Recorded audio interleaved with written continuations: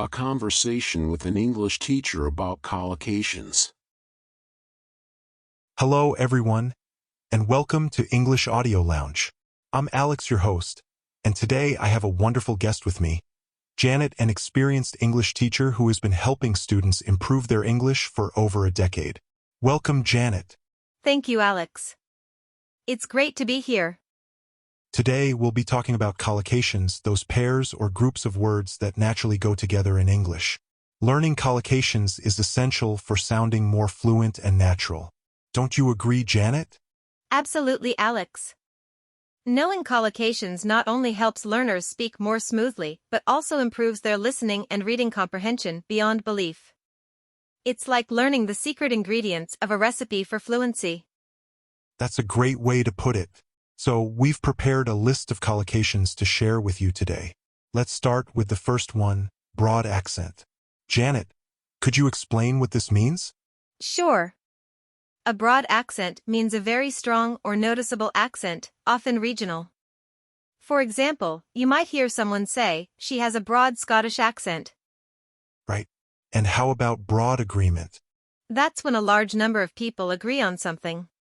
For instance, there was broad agreement on the new school policy. Perfect. And what about a broad smile? A broad smile is a big, cheerful smile. Picture this: he greeted me with a broad smile as soon as I walked in. Excellent. And finally, a broad hint? A broad hint is a very obvious suggestion.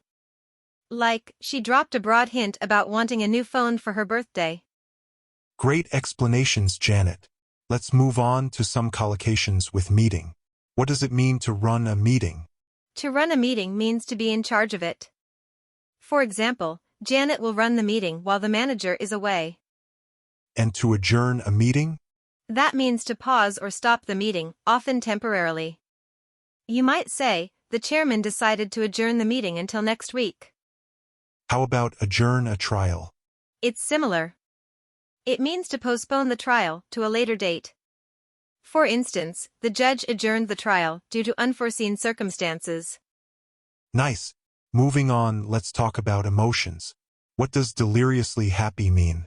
It means extremely happy, almost overwhelmed with joy. For example, she was deliriously happy when she won the competition. Now, Janet, let's discuss some collocations with bright. First, bright side. Looking on the bright side means focusing on the positive aspects of a situation.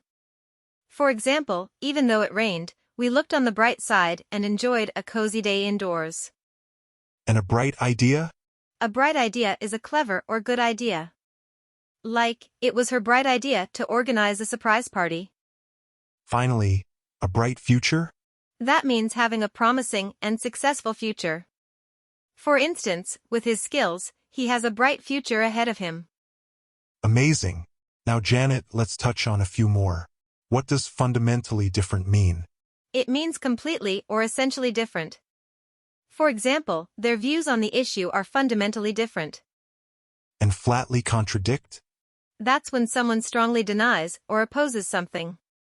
For instance, the witness flatly contradicted the defendant's story. Beautifully explained. Now, let's wrap up with some collocations for travel. What is a picturesque town? A picturesque town is a very charming and visually appealing town, often ideal for photos. For example, we stayed in a picturesque town by the lake. And what is a secluded location? That's a quiet and private place, away from the crowds. Like, they rented a cottage in a secluded location to relax. Lastly, a breathtaking view? It means an incredibly beautiful view. For instance, the mountain offered a breathtaking view of the valley below. Thank you so much, Janet. That was a fantastic session. You're welcome, Alex.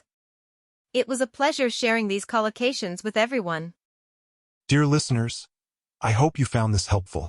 Practice using these collocations in your conversations, and you'll sound more natural in no time. Until next time, take care and keep learning. Thank you for listening to English Audio Lounge. We hope you have enjoyed it. Stay tuned for more audio stories and video classes to improve your English.